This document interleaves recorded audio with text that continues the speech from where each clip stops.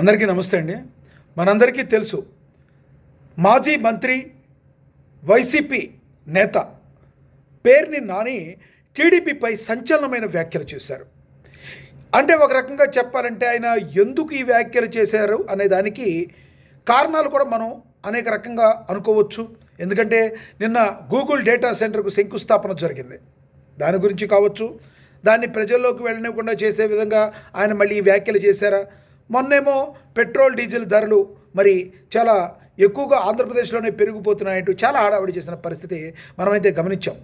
Petrol diesel ధరలు పెరిగేది అనేది భారతదేశ వ్యాప్తంగా కూడా ఇప్పుడు ఇబ్బంది ఉంది. పెట్రోల్ డీజిల్ ఇంకా పెంచలేదు. పెట్రోల్ డీజిల్ కొరత అనేది కొంత ఉన్నమాట వాస్తవం. ఎందుకంటే పాశ్చాత్య దేశాల ఏదైతే పశ్చిమాసియా దేశాల మధ్య యుద్ధ వాతావరణం ఏదైతే ఉందో, ఈ యుద్ధ వాతావరణం వలన మనకి ఇరాన్ నుంచి మనకి రావట్లేదు కాబట్టి, చమురు ఎక్కువ మొత్తాల్లో రావట్లేదు కాబట్టి మనకి కొంత ఇబ్బంది ఉన్నమాట వాస్తవం. ఇది ప్రపంచ దేశాలన్నీ కూడా ఇంకా చాలా గడ్డు పరిస్థితుల్లో ఉన్నాయి. దీన్ని బూచీగా చూపించి ఆంధ్రప్రదేశ్లో దీనికి మరి ప్రాబ్లం ఉందన్నట్టుగా మాట్లాడతారని, దీన్ని ఒక రాజకీయం చేస్తున్నట్టు మాట్లాడుతున్నారు అనుకోవాలా, మరి ఏ రకంగా మాట్లాడతారు అనుకోవాలో మరి పేర్ని నాని గారికే తెలవాల్సిన విషయం. సరే, ఈయన మాట్లాడిన మాట ఏంటో తెలుసా? ఈయన మాట్లాడిన మాట, ఒక పడుపు వృత్తి చేసుకునే ఒక చెల్లి సోదరి ఎవరైతే ఉంటారో ఆమె బెటరు టీడీపీ చేసే రాజకీయం కంటే అని చాలా ఘాటుగా మాట్లాడటం జరిగింది. ఇంత ఘాటు అవసరం అంటారా అని చాలామంది మాట్లాడుతున్న పరిస్థితిని మనమైతే గమనించవచ్చు. మనం ఒకసారి టీడీపీ అధికార ప్రతినిధి విజయశేఖర్ రెడ్డి గారు ఉన్నారు, ఒకసారి ఆయన కాల్ చేసి మాట్లాడదాం. విజయశేఖర్ రెడ్డి గారితో మాట్లాడదాం. విజయశేఖర్ రెడ్డి గారు నమస్తే అండి. నేనండి సుప్రీం 6 మీడియా నుంచి లక్ష్మీనారాయణ నరహరి. సార్, ఎస్, విజయశేఖర్ రెడ్డి గారు పేర్ని నాని గారు కొన్ని వ్యాఖ్యలు చేశారు, మీకు కూడా తెలుసు. పడుపు వృత్తి చేసుకునే వాళ్ళు బెటరు, టీడీపీ చేసే రాజకీయం కంటే కూడా అలాంటి సోదరే బెటరు అన్నట్టుగా మాట్లాడారు. ఇంత ఘాటుగా స్పందించాల్సిన అవసరం ఏంటంటారు? అంటే కొంతమంది ఒక్కొక్కరు మాట్లాడుతున్నారు, కేవలం శంకుస్థాపన జరిగింది ఏదైతే గూగుల్ డేటా దాన్ని పక్కదారి పట్టించేందుకు ఏదో ఒక సంచలనం మాట్లాడాలి కాబట్టి మాట్లాడుతున్నారు అనేవాళ్ళ రాజకీయ విశ్లేషకులు ఉన్నారు. ఈ మాటల్లో వాస్తవం ఉందంటారా? ఈ రోజు మీరు చెప్పిన మాటల్లో వాస్తవం అయితే ఖచ్చితంగా ఉంది. ఈ రోజు ఏదైతే డెవలప్మెంట్ ఈ రాష్ట్రంలో జరుగుతుందో, ఏదైతే అభివృద్ధి వాళ్ళకు కళ్ళకి కనపడుతుందో, ఎట్లా అయితే ఈ రోజు ప్రపంచ ప్రఖ్యాతి కాంచిన కంపెనీలన్నీ కూడా ఈ రాష్ట్రానికి క్యూ పెడుతున్నాయో, ఈ రోజు విశాఖపట్నం చుట్టూరు 3-4 జిల్లాల్లో ఈ రోజు అద్భుతమైన ప్రగతి వారి కంటికి కనబడుతున్న పరిస్థితుల్లో, అట్లాగే ఇంకొక పక్క అమరావతి అత్యంత వేగంగా అభివృద్ధి చెందుతున్న నేపథ్యంలో రకరకాలుగా ఈ రోజు టీడీపీ మీద దుమ్మెత్తి పోయాలని వీళ్ళు ప్రయత్నం చేస్తున్నారు. సార్, నిన్న ఆయన ముఖం చూడండి, ఎంత బాధాకరమైన పరిస్థితులు ఆయన మాట్లాడారు. ఆయన ముఖం చూస్తే ఎంత ఆవేదనలో ఉన్నట్టు, ఏదో ఒక ఇక పూర్తిగా వీళ్ళు ఫ్రస్ట్రేషన్ లో వెళ్ళిపోయిన పరిస్థితి. సార్, ఎక్కడ కూడా మాకు రాజకీయం లేదేమో, మా పార్టీ ఇంకా పూర్తిగా మేము తాళం వేసి ఇంకా షాపు మూసేసేయాలనే లెవెల్లో ఆ మాటలు బట్టి ఆయన ఆగి మాట్లాడడం. సార్, ఎంత ఆగి ఒక సెంటెన్స్ కు ఇంకో సెంటెన్స్ కు మధ్యలో ఆగడం అంటే ఏంటి సార్? దాన్ని ఏమంటారు సార్? దాన్ని ఉద్వేగం అంటారా? భావాన్ని వ్యక్తం పరచడానికి మాటలు లేకనా, లేదా ఏం మాట్లాడాలో తెలియకనా? సార్, నేను ఒకటే అంటున్నా, ఆయన రకరకాల మాటలు మాట్లాడు. దాంట్లో వ్యభిచారి కన్నా ఘోరం టీడీపీ వాళ్ళని. మేము ఎక్కడ తప్పు చేసాం సార్? టీడీపీ అలా లేదు. శేఖర్ రెడ్డి గారు మాదిరిగా భార్య అడ్డ పెట్టుకుని మేమేం బియ్యం భోంచేయలేదే. నీ మాదిరిగా భార్య పేరు మీద గోడౌన్లు కట్టి బియ్యాన్ని దోచేసి ఆడవారిని ముందుకు పెట్టి మేమేం రాజకీయం చేయలేదే, మేమేం కేసులు పడలేదే.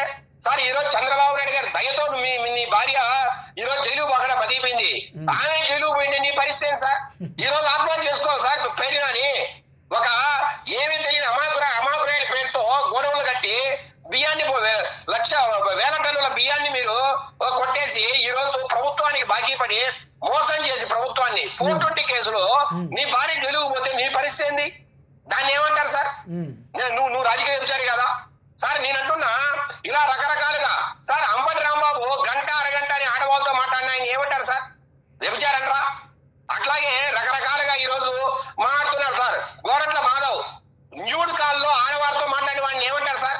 అంతకన్నా ఏమన్నారు? ఈ వ్యభిచార కన్నా ఇంకా వేరే పదవి ఉందా తెలుగులో? సార్, వీళ్ళ ఎమ్మెల్యేలు కావచ్చు, వీళ్ళ ఎంపీలు కావచ్చు, ఏ రకంగా ఆడవారితో వీళ్ళు ప్రవర్తించారో, ఎలా ఆడవారిని వాడుకున్నారో వారినంతా ఏమన్నారు సార్? అట్లాగే సార్, తల్లిని చెల్లిని బయటికి కట్టేసి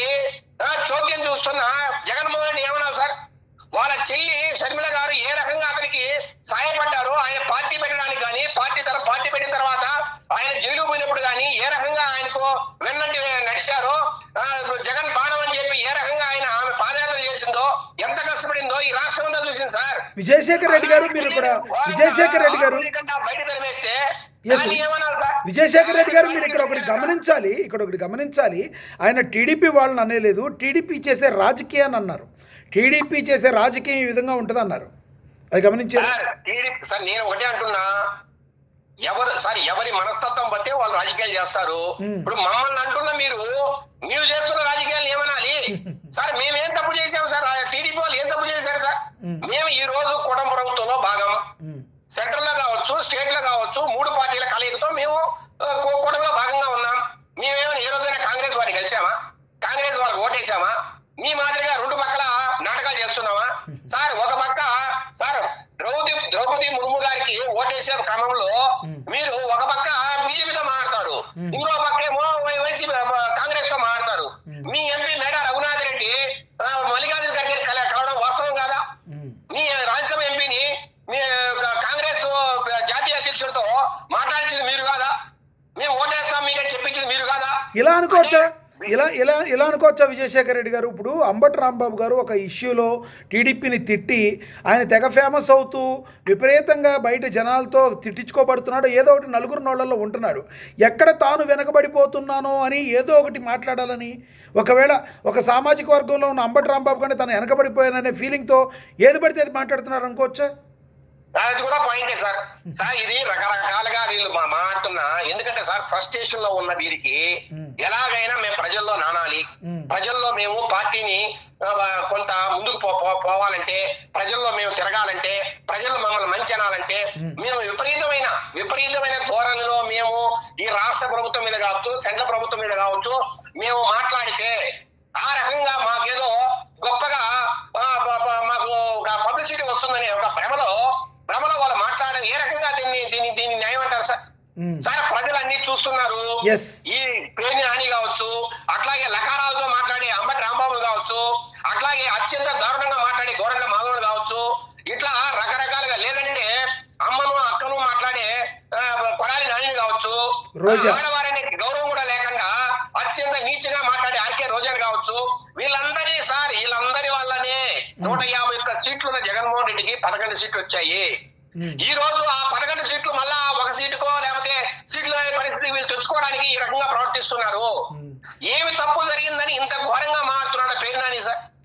సార్ ఈ రోజు గూగుల్ లాంటి సంస్థలు, ఆర్సెనల్ మెటల్ లాంటి సంస్థలు, అట్లాగే గ్రీన్ హైడ్రోజన్ లాంటి సంస్థలు, ఇట్లా రకరకాల సంస్థలు ఈ రాష్ట్రంలో పెట్టుబడి పెడుతున్న నేపథ్యంలో ప్రపంచ ప్రసిద్ధిగాంచిన ఫార్చ్యూన్ 500 కంపెనీలు ఈ రోజు ఆంధ్రప్రదేశ్ బాట పడుతున్న నేపథ్యంలో, అమరావతి అత్యంత వేగంగా అభివృద్ధి చెందుతున్న నేపథ్యంలో వీరికి మాటలు లేవు.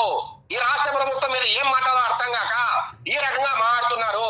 సార్ నేను ఒకటే అంటున్నా, డీజిల్ విషయంలో మా తప్పేముంది సార్? మేము ఆయిల్ కంపెనీలు కావచ్చు, లేదంటే కేంద్ర ప్రభుత్వానికి కావచ్చు విన్నవించగలిగే వాళ్ళమే కానీ శేఖర్ రెడ్డి గారు భారతదేశం మొత్తం కూడా ఈ డీజిల్ చమురు ప్రాబ్లం అనేది ఉంది. అది సామాన్య మానవుడికి కూడా ఈ రోజున రిక్షా కార్మికుడు కూడా తెలుసది. దీన్ని మాట్లాడకుండా ఏదో దీన్ని కూడా రాజకీయంగా వాడుకోవాలని చూసే పేర్ని నాని గురించి చివరిగా ఒక టీడీపీ కార్యకర్తగా, కరుడు కట్టిన టీడీపీ కార్యకర్తగా, అధికార ప్రతినిధిగా మీరేం చెప్తారో చివరిగా చెప్పండి. పేర్ని నాని కన్నా దారుణమైన రాజకీయ వ్యభిచారి ఈ ఆంధ్రప్రదేశ్ లో లేడు. భార్యను అడ్డ పెట్టుకుని 420 పనులు చేసి నీకన్నా వ్యభిచారులు ఎవరున్నారు? నీలాగా అత్యంత నీచంగా మాట్లాడే వాళ్ళు, నీలాగా దుర్భాష ఆడేవాళ్ళు, లేదంటే మీలాంటి వ్యక్తులు పెట్టుకుని మీకు పదవులు ఇచ్చి ఈ రాష్ట్రంలో మాట్లాడించే జగన్మోహన్ రెడ్డి కన్నా రాజకీయ వ్యభిచారులు ఈ రాష్ట్రంలో ఎవరు లేరు. అసలు వైసీపీనే ఒక వ్యభిచారితనం ఉన్న పార్టీ అది. సార్ మీరే మాట్లాడతారు ఆంధ్రజ్యోతి వారు లేకపోతే రాధాకృష్ణ గారు మమ్మల్ని మా ఆడవాళ్ళు తిట్టారని. మరి మీరు మాడే మాటలేంటి సార్? మీరు మాట్లాడే మాటలు అంతకన్నా తక్కువ ఉన్నాయా? మీరు మాటలు తప్పులేదా?